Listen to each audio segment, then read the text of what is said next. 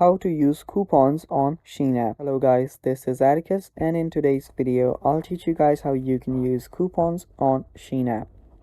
So without any further ado, let's begin. First, what we'll do is we'll make sure that our Shein app is up to date.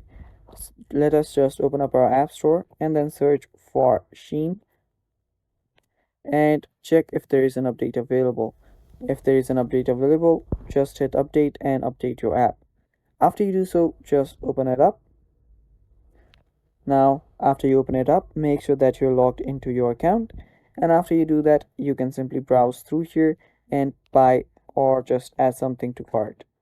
After you do that, you'll need to check out. Just select the item that you want to check out and tap on check out.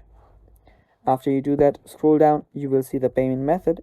Just select your payment method, and if you scroll down for a bit, you will see apply coupons. Tap on apply coupons, and here you can simply type in the coupons detail and type and just hit apply, and it will basically apply. And it's that simple, guys.